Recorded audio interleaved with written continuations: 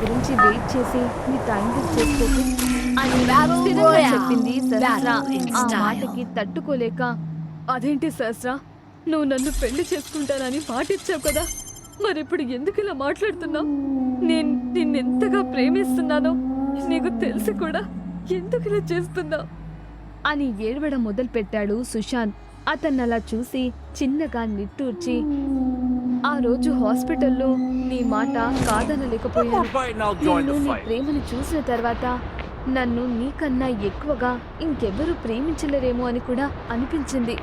నువ్వు మా అమ్మను కూడా సంతోషంగా చూసుకుంటావని అనుకున్నాను అని చెప్పింది సహస్ర. ఆ మాటలు విని సుశాంత్కి మౌనమే శరణ్యమైంది. వెంటనే మళ్ళీ మాట్లాడుతూ, అప్పుడే నీ ప్రపోజల్ను యాక్సెప్ట్ చేయొచ్చన్న నమ్మకం వచ్చింది. కానీ ఇదంతా కేవలం షణ్ముఖ్తో డివోర్స్ అయితే మాత్రమే అని దృఢంగా నిర్ణయం తీసుకున్నాను. నాకు అసలు నిన్ను మోసం చేసే ఉద్దేశం కూడా లేదు అని తన మనసులో ఉన్న నిజాలని చెప్పింది సహస్ర. ఆమె మాటలు విన్న సుశాంత్కి గుండాగినంత పనైంది. తన లైఫ్ మొత్తాన్ని సహస్రతో స్పెండ్ చేయడానికి ఎన్నో ప్లాన్స్ వేసుకున్నాడు. కానీ ఇప్పుడు ఆ కలల మేడలు అన్నీ ఒక్కసారిగా కుప్పకూలిపోయాయి.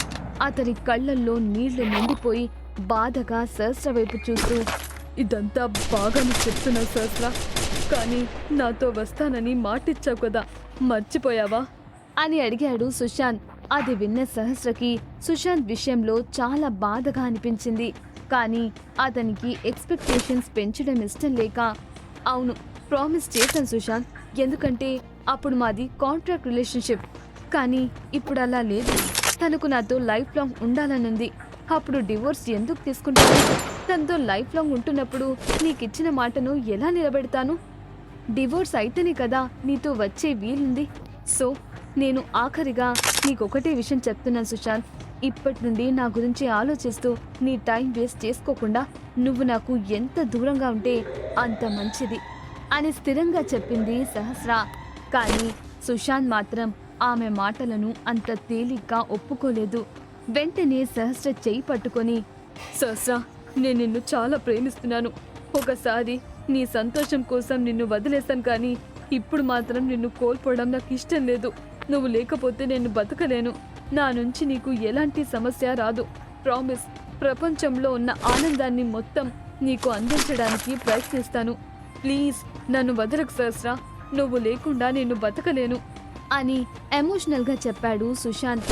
అది విని అతని చేతిలో నుంచి బలవంతంగా తన చేతిని విడిపించుకొని కళ్ళు దించి, ఇప్పుడు మనకి ఫ్యూచర్ లేదు సుశాంత్, నువ్వు దీన్ని ఒప్పుకుంటే లైఫ్ లాంగ్ ముందుకు వెళ్ళడం నీకు ఈజీ అవుతుంది. ఈరోజు తర్వాత మళ్ళీ నన్ను కలవద్దు అని చెప్పింది సహస్ర. ఆ మాటలు విన్న సుశాంత్కి తెలియకుండానే కళ్ళలో నుంచి నీళ్లు వచ్చేశాయి. బొంగురుపోయిన గొంతుతో, ఇంత రాతి హృదయంతో ఎలా ఉన్నావు సహస్ర నువ్వు?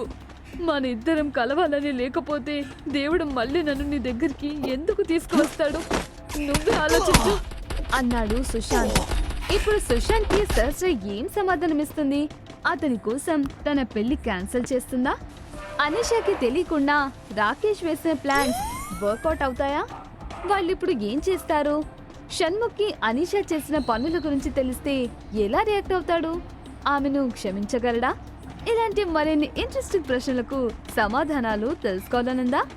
అయితే మనసు మాట వినదు స్టోరీలో తర్వాత భాగాలు వినాల్సిందే మరి.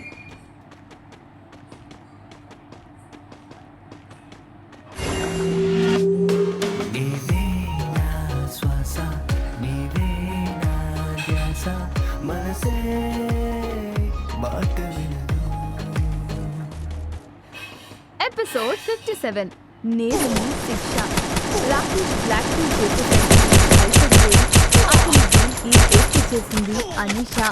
ఇటు సహస్ర షణ్ముఖ్ల పెళ్లి విషయం గురించి తెలిసి ఆమెను కన్విన్స్ చేసే పనిలో పడ్డాడు సుశాంత్. అతని మాటలు విని చిన్నగా సుశాంత్, నువ్వు ఎన్ని చెప్పినా నా మనసు మారదు. షణ్ముఖ్తో డివోర్స్ తీసుకోవాలన్నప్పుడు నీకు మాటిచ్చాను, కానీ ఇప్పుడు నాకు ఆ ఉద్దేశం లేదు. ఆ విషయం నీకు ఎలా చెప్తే అర్థమవుతుంది? నాకు మనసు అనుకొని అతనికి అవే విషయాలు చెప్పి ఒప్పించడానికి ప్రయత్నం చేసింది సహస్ర. కానీ అతను వినలేదు. ఇక ఎంత చెప్పినా ఉపయోగం లేదని వెళ్ళిపోయింది. ఆమెను అలా చూసి సుశాంత్ షాక్ అయిపోయాడు. సహస్ర తన నుంచి దూరం వెళ్తున్నా కొద్దీ తన లైఫ్లో నుంచి కూడా దూరం అవుతున్నట్టు ఫీల్ అయ్యాడు సుశాంత్. వెంటనే సహస్ర ఆగు అంటూ గట్టిగా అరిచాడు గాని ఆమె మాత్రం వెనక్కి తిరిగి చూడలేదు. ఇక సహస్ర తిరిగి రాదని వచ్చేసిన సహస్ర తన ఫోన్ తీసుకొని స్మైలీ సితారా అకౌంట్ ఓపెన్ చేసింది. సుశాంత్ మాటలు తలుచుకుంటూ ఎవరు రావాలని రాసి పెట్టుంటే వాళ్లే వస్తారు, లైఫ్ ఎలా ఉండాలని రాసుంటే అలానే ఉంటుంది, అన్నీ తెలిసి కూడా దక్కని దానికోసం వెంపర్లాడటం అవివేకం అని చెప్పొచ్చు అని ఒక పోస్ట్ పెట్టింది సహస్ర.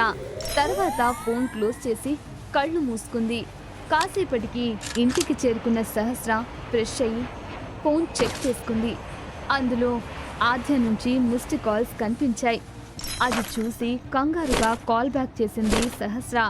అవతల నుంచి కాల్ లిఫ్ట్ చేసి, ఏంటి ఈ మధ్య నాకు కాల్ చేయట్లేదు, నన్ను పూర్తిగా మర్చిపోయావా, లేదంటే నా దగ్గర ఏమైనా దాస్తున్నావా అని అలకగా అడిగింది ఆద్య. అది విని చిన్నగా నవ్వుతూ, ఏ పిచ్చి, ఎందుకు అలా అంటావు, అయినా నీ దగ్గర నేనేం దాస్తాను చెప్పు, కొంచెం బిజీగా ఉండడం వల్ల కాల్ చేయలేకపోయాను అంతే అంది సహస్ర. అది విని, సరే నువ్వు నా దగ్గర ఏమీ దాచట్లేదు కదా, మరి షణ్ముఖ్ ఎందుకు నాకు కాల్ చేసి ఇవన్నీ చెప్పాడు అని అడిగింది ఆద్య. అది విని షాక్ అయ్యి, షణ్ముఖ్ నీకెందుకు కాల్ చేశాడు, అసలు నీతో ఏం చెప్పాడు, ఏం జరిగిందో మొత్తం చెప్పు అని కంగారుగా అడిగింది సహస్ర. అవతల నుంచి గట్టిగా నవ్వుతూ, హే ఎందుకంత కంగారు, షణ్ముఖ్ నాకు నీ సీక్రెట్స్ ఏం చెప్పలేదులే, మీరిద్దరు ఒక వారంలో పెళ్లి చేసుకుంటున్నారని చెప్పాడు.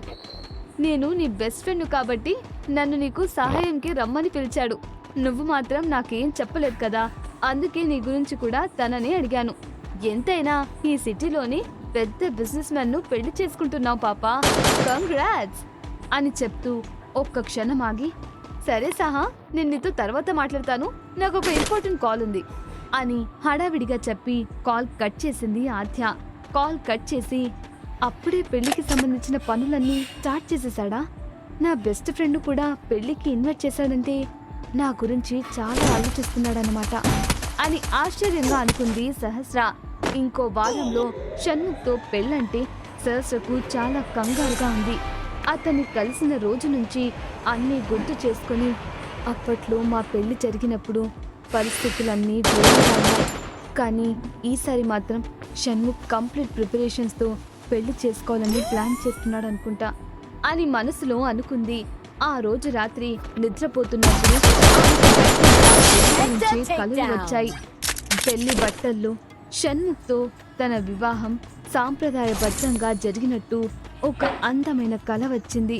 అదే నిజం అనుకొని తనలో తానే నవ్వుకుంది సహస్ర. ఈలోపే తెల్లవారిపోయి ఆమె ఫోన్లో అలారం మోగింది. దానితో లేచి వెంటనే అలారం ఆఫ్ చేసి తల కొట్టుకొని, ఇదంతా కల, కానీ చాలా బాగుంది కదా అని మనసులో అనుకుంది సహస్ర. ఫ్రెష్ అవుతూ ఉన్నప్పుడు కూడా ఆమెకు ఆకలే గుర్తుకు వస్తుంటే సిగ్గుగా నవ్వుకుంది సహస్ర.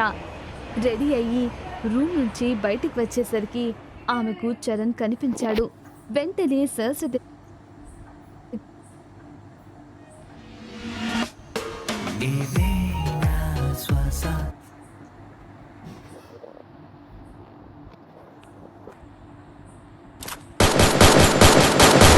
Unstoppable!